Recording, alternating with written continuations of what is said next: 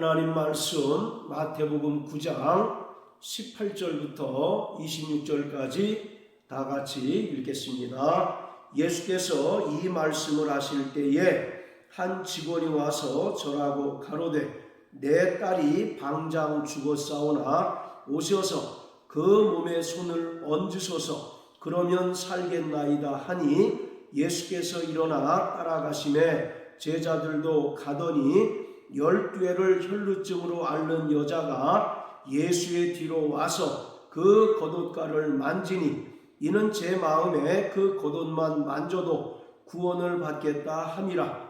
예수께서 돌이켜 그를 보시며 가라사대 딸아 안심하라 내 믿음이 너를 구원하였다 하시니 여자가 그 시로 구원을 받으니라.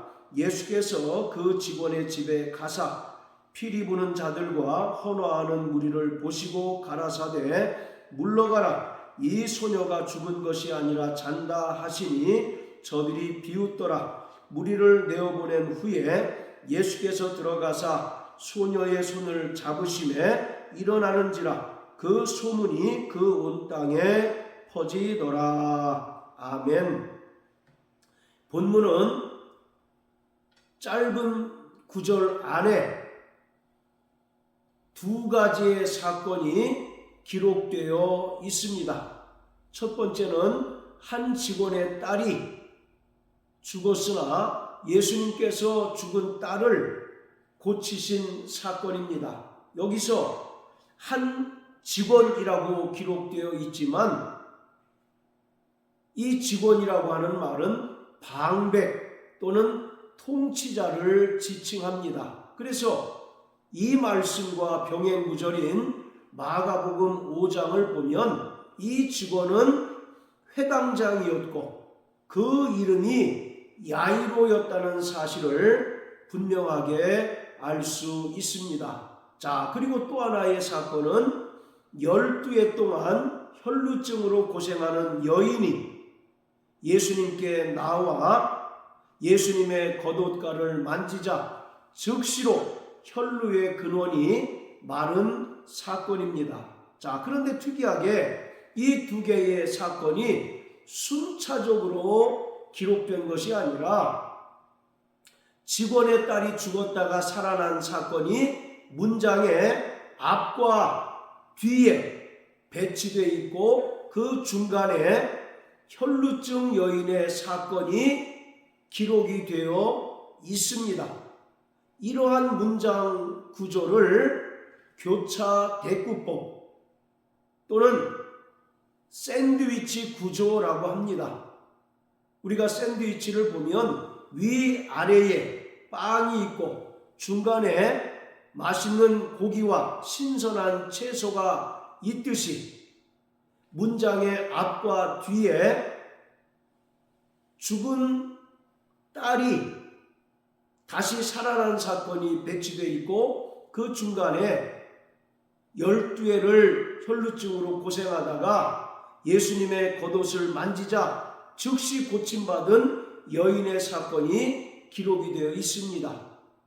이러한 문장 구조는 유대인들이 문장을 기록할 때 즐겨 사용하는 구조로서 가운데 배치된 사건이 주로 핵심적인 주제를 나타내는 경우가 많고 앞과 뒤에 배치된 사건은 핵심 주제를 보완하거나 또는 보충해 주는 역할을 하는 경우가 많습니다. 신약 성경에서 이런 문장 구조를 볼 수 있는 성경이 바로 마가복음입니다. 자, 어쨌든 이 두 개의 사건이 샌드위치 구조로 기록되어 있는데 이 두 개의 사건은 몇 가지 공통점을 가지고 있습니다. 그 첫 번째는 율법에서 정한 정결법에 해당이 된다는 것입니다. 레위기서를 보면 율법은 정함과 부정함을 엄격하게 구별하는 것을 볼 수 있습니다. 먹는 것도 정결한 짐승과 부정한 짐승을 분명하게 나누고, 또 질병에 걸린 자들은 부정한 자로 간주되어서 일정 기간 격리돼서 살아야 하는 경우를 우리가 레위기서를 통해서 알 수가 있습니다. 자, 바로 죽은 딸은 부정한 자입니다. 따라서 죽은 시체와 접촉하거나 가까이 하는 자 역시 부정한 자로 간주될 수밖에 없습니다. 그리고 12해 동안 혈루증 앓는 여인이 등장을 하는데, 이 혈루증은 부인의 유출병으로서 이 병에 걸린 여인 또한 율법에 의하여 부정한 자로 간주가 되어서 그 병이 완치될 때까지 격리돼서 살아갈 수밖에 없습니다. 이처럼 두 사건 모두 구약 율법이 정한 정결법에 저촉이 된다는 것입니다. 자, 그리고 두 번째 공통점은 두 사건 모두 주요 대상이 바로 여자라고 하는 것입니다. 직원의 딸이 죽었다가 다시 살아났습니다. 그리고 혈루병 걸린 사람도 바로 여인이었습니다. 이처럼 두 사건 모두 주요 대상이 여인이라는 공통점을 가지고 있습니다. 그리고 세 번째 공통점은 두 사건 모두 숫자 12와 깊은 관련이 있다는 것입니다. 마태복음에는 죽은 딸의 나이가 기록되어 있지 않지만 마가복음 5장을 보면 죽은 딸의 나이가 정확하게 12살이었다는 것을 볼 수 있습니다. 자, 마가복음 5장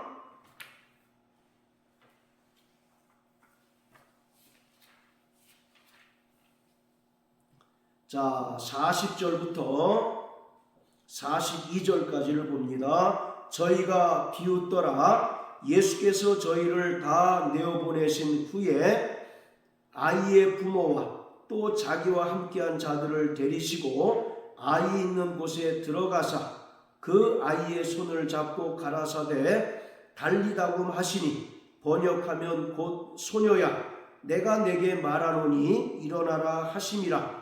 소녀가 곧 일어나서 걸으니 나이 12살이라. 사람들이 곧 크게 놀라고 놀라거늘. 42절에 보면 소녀가 곧 일어나서 걸으니 나이 12살이었다라고 말합니다. 자, 이처럼 죽은 딸의 나이가 바로 12살입니다.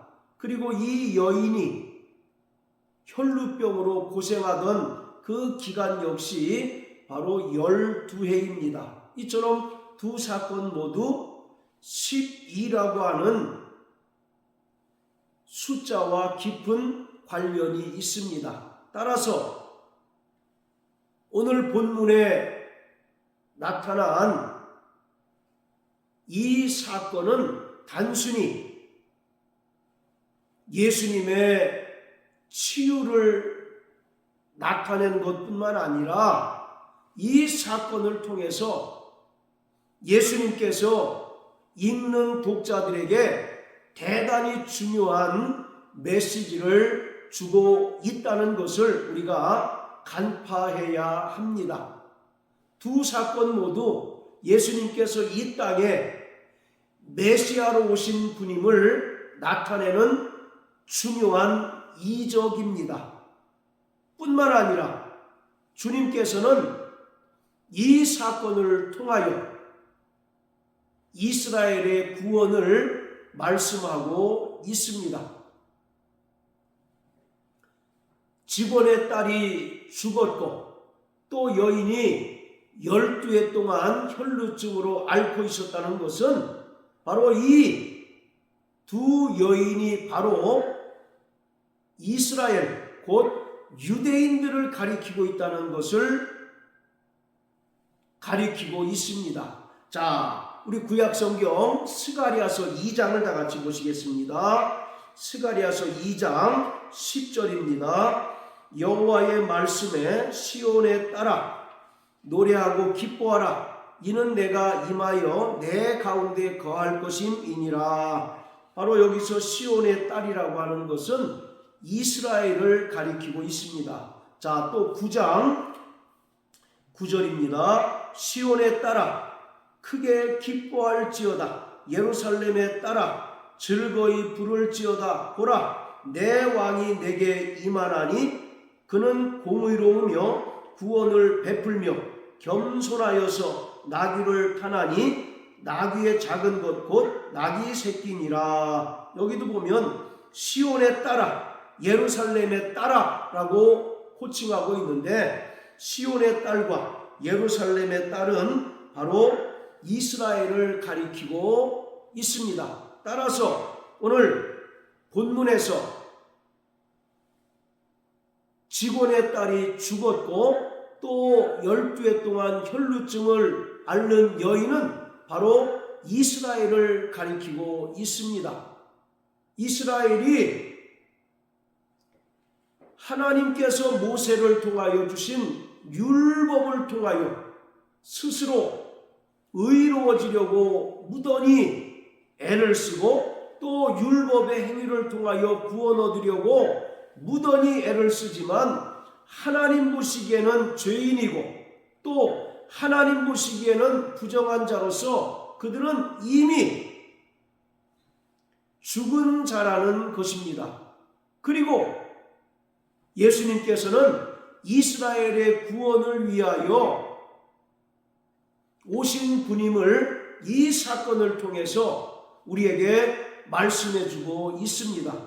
따라서 두 사건의 첫 번째 공통점인 바로 율법의 정결법, 그리고 두 번째 공통점인 바로 여인, 그리고 세 번째가 바로 12라고 하는 숫자인데, 이 세 개를 종합해 보면 바로 죽은 딸과 12해 동안 혈루증 앓는 여인은 바로 이스라엘을 가리키고 있다는 것을 알 수가 있습니다. 그리고 예수님께서는 이 땅에 이스라엘 집에 잃어버린 양들을 위하여 오셔서 구원을 선포하고 은혜의 복음을 전파하러 오셨다는 사실을 이 사건을 통해서 우리에게 분명하게 보여주고 있습니다. 이처럼 이 두 개의 사건은 예수님께서 이 땅에 메시아로 오셨다는 그 분명한 증거를 나타내는 사건일 뿐만 아니라, 구체적으로 예수님께서는 이스라엘 집에 잃어버린 양들에게 보내심을 받아서 이스라엘의 구원을 위하여 오신 분임을 분명하게 나타내주고 있습니다. 그렇지만 예수님께서 이스라엘에 오셔서 천국 복음을 전파하시고 은혜를 선포하셨지만, 이스라엘은 예수님을 배척했습니다. 또 예수님께서 전파하신 그 복음을 듣지 못하고 또 예수님께서 전하신 그 은혜를 거부함으로 인하여 나라의 본 자손들인 이스라엘은 바깥 어두운 데 내어 쫓겨 슬피 울며 이를 갈미 있게 되었고, 동서로부터 오는 많은 자들, 즉 이방인들이 복음을 듣고 그 은혜를 믿음으로 말미암아 구원함을 얻게 되었습니다. 하나님의 구원의 계획상 먼저 구원받기로 계획된 이들은 바로 이스라엘 백성들이었습니다. 그래서 예수님께서 마태복음 10장이나 또 마태복음 15장을 통해서 나는 이스라엘 집에 잃어버린 양들 외에는 보내심을 받지 않았다라고 말씀하셨고, 또 제자들에게도 이방인에게 가지 말고 사마리아인의 고을로도 가지 말고 차라리 이스라엘 집에 잃어버린 양들에게 가라고 명령하신 것입니다. 하나님께서는 이스라엘에 하나님의 아들 예수 그리스도를 보내셔서 그들이 먼저 복음을 듣고 은혜를 믿음으로 말미암아 구원을 얻고 그들이 복음의 제사장이 되어서 하나님을 알지 못하는 이방인들에게 복음을 증거하고 복음의 빛을 비춤으로써 이방인들 역시 구원 얻도록 계획을 하셨습니다. 그런데 하나님 나라의 본 자손들이라고 하는 이스라엘이 예수님을 배척하고 복음을 거부하고 또 은혜 받기를 거부함에 따라서 복음이 오히려 이방인에게 증거되고 예수의 은혜가 이방인에게 베풀어짐으로 인하여 이방인의 충만한 수가 구원을 얻게 되었습니다. 그래서 먼저 된 자가 나중되고 나중된 자가 먼저 되는 일이 발생하게 되었던 것입니다. 여기서 먼저라고 하는 것은 구원의 순서상 먼저 구원받기로 계획된 이스라엘을 말합니다. 그리고 나중이라고 하는 것은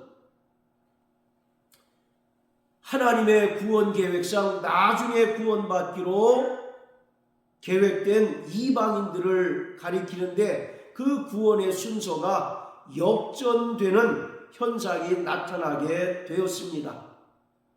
오늘 이 사건은 그것에 대해서 우리에게 분명하게 말씀하고 있습니다. 단순히 예수님께서 죽은 직원의 딸을 고치셨고 또 12해 동안 혈루증을 앓는 여인이 많은 사람들의 그 따가운 눈총에도 불구하고 믿음으로 나와서 예수님의 겉옷을 만지는 순간 혈루의 근원이 말랐으니 우리도 믿음으로 하나님께 나가자라는 그런 메시지를 우리에게 제시하는 것이 아니라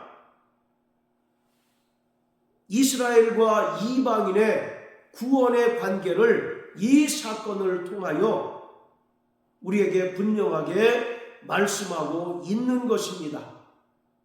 하나님의 아들 예수 그리스도께서 이 땅에 오셨으나 요한복음 1장 11절의 말씀처럼 저가 자기 땅에 오매 자기 백성이 영접치 아니하였으나 영접하는 자 곧 그 이름을 믿는 자들에게 하나님의 자녀가 되는 권세를 주셨다라고 하는 그 말씀이 그대로 적용되는 내용입니다.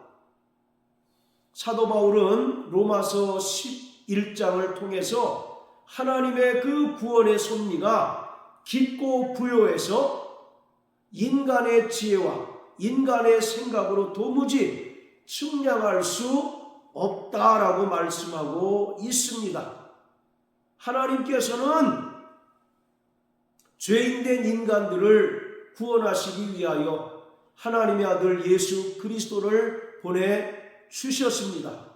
그리고 하나님의 아들 예수 그리스도께서는 이스라엘에게 오셔서 이스라엘에게 천국 복음을 전파하셨고 은혜를 베푸셨으나 이스라엘이 그 은혜를 거부하고 복음을 배척함으로 말미암아 이방인에게 복음이 증거되고 또 은혜가 베풀어짐으로써 이방인의 충만한 수가 구원을 얻게 되었습니다. 그렇기 때문에 우리는 이러한 하나님의 압도적인 구원의 섭리 앞에 다만 감사하며 또 그 은혜를 찬양하고 또 우리의 입술을 벌려 하나님의 그 은혜의 복음을 증거하는 자들이 되어야 합니다. 하나님께서는 만민이 구원받기를 원하시지만 이스라엘처럼 자기 육체의 의를 내세우는 자는 결코 구원받을 수 없습니다.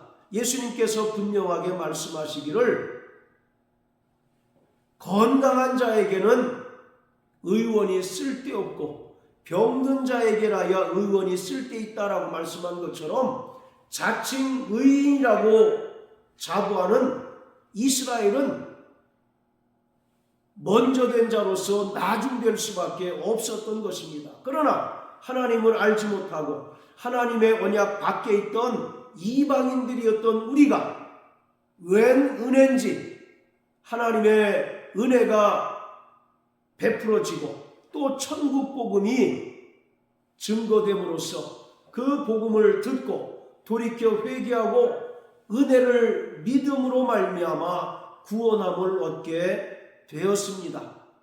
따라서 이 구원은 인간의 육체의 행위로 말미암아 얻어지는 것이 아니라 철저히 그 은혜를 믿음으로 말미암아 얻게 되는 것입니다. 이스라엘은 그것을 알지 못하였습니다. 그래서 성경에 기록된 것처럼 건축자들의 버린 돌이 모퉁이 돌이 되었다라고 말씀하고 있습니다. 그러므로 사랑하는 성도 여러분, 우리에게 베풀어 주신 그 하나님의 놀랍고도 압도적인 은혜에 날마다 감사하고 또 그 은혜를 찬양하는 자 되시길 예수 이름으로 축복합니다. 그뿐만 아니라 여전히 하나님의 은혜를 알지 못하고 천국 복음을 듣지 못함으로 말미암아 죄악 가운데 거하는 자들에게 우리가 복음 들고 산을 넘는 자가 되어서 은혜의 복음을 증거함으로써 그들도 지옥으로 향하는 그 발걸음을 돌이켜 우리와 같이 구원을 얻고 하나님의 자녀가 되는 일에 우리가 다 쓰임받는 저와 여러분들 되시길 예수님 이름으로 축복합니다. 할렐루야.